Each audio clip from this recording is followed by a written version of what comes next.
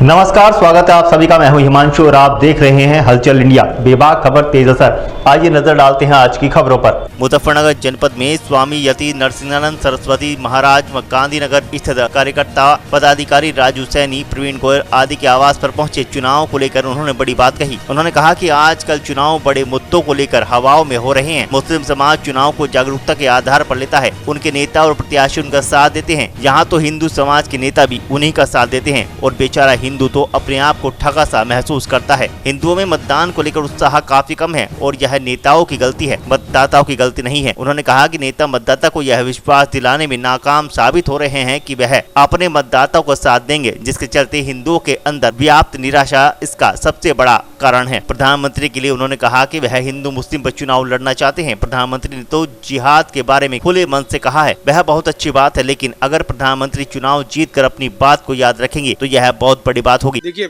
इसका एक बहुत बड़ा कारण है, हिंदू राजनीतिक लोगों से लगातार निराश होता रहा है और पिछले कुछ समय से हम लोगों ने देखा है कि अब जनप्रतिनिधि और जनता का रिश्ता लगभग खत्म हो चुका है। हवाओं पर चुनाव होते हैं, बड़े मुद्दों पर चुनाव होते हैं। स्थानीय लोगों की ना तो कोई मदद करता है और ना ही स्थानीय लोगों से कोई बात करता है। तो ये बहुत दुखद स्थिति है। हिंदुओं का भविष्य खतरे में है। मुसलमान पूरा मतदान करते हैं। उसका कारण ये है कि मुसलमानों के नेता हर तरह से उनका साथ देते हैं और अपने आप को हिंदूवादी और सेकुलर कहने वाले हिंदू नेता भी मुसलमानों का ही साथ देते हैं। राजनीति उनके लिए शक्ति का स्रोत है। हमारे हिंदुओं के लिए राजनीति केवल बात करने की बात है। हिंदुओं का समय पड़ने पर ना कोई साथ देता है, ना ही हिंदुओं का कोई बड़ा मुद्दा अब कोई इस समय कहीं चर्चा में है। तो हिंदुओं का कम मतदान होना बिल्कुल स्वाभाविक है। हिंदुओं में मतदान के प्रति बिल्कुल इस समय उत्साह नहीं है और ये नेताओं की गलती है, मतदाता की गलती नहीं है।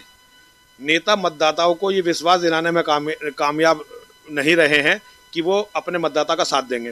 हिंदुओं के अंदर व्याप्त निराशा इसका सबसे बड़ा कारण है। प्रधानमंत्री मोदी को भी सार्वजनिक मंच से जिहाद जैसे शब्द का इस्तेमाल करना पड़ा, इसके पीछे क्या? देखिए, वो हिंदू मुस्लिम पर चुनाव लड़ना चाहते हैं। प्रधानमंत्री जी ने जिहाद को जो सार्वजनिक मंचों से कहा, ये बहुत अच्छी बात है। ये हमारे 25-26 साल के कार्य की स्वीकारोक्ति है। हम जो 25-26 साल से लगातार कह रहे थे, ये उसकी स्वीकारोक्ति है। और प्रधानमंत्री इस बार चुनाव जीत जाएं और उसके बाद भी अपनी बातों को याद रखें तो बड़ी बात होगी। नेताओं के मंचों से कहने को मैं बहुत गंभीरता से नहीं लेता, लेकिन फिर भी प्रधानमंत्री हैं, उनकी बात का एक अर्थ तो होना ही चाहिए और मैं उनसे निवेदन करता हूं कि वे चुनाव जीतने के बाद अपनी बातों को याद रखें।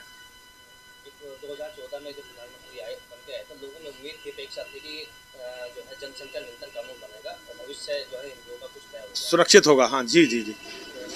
अब वो कानून बना नहीं और अब कानून बन नहीं सकता। अब सरकार अगर बन भी जाएगी तो सरकार का वो अखलाक नहीं रह गया है। तो सरकार कोई बहुत बड़ा कानून, कड़ा कानून मुसलमानों के खिलाफ बना पाएगी, ये मुझे नहीं लगता। वैसे भी सरकार ने अभी तक ऐसा कोई कानून नहीं बनाया है जिससे लगे कि वो इस्लाम के जिहाद को काबू करना चाहते हैं। लेकिन फिर भी इस बार प्रधानमंत्री खुलेआम कह रहे हैं तो मुझे लगता है कि शायद अपनी बातों को याद भी रखेंगे और कुछ अच्छा होगा। वक्त हो चला है आपसे विदा लेने का। कल फिर होंगे हाजिर कुछ नई और ताज़ा खबरों के साथ। तब तक के लिए दीजिए हमें इजाजत। नमस्कार। हमारे YouTube और Facebook चैनल को फॉलो और सब्सक्राइब करना ना भूलें।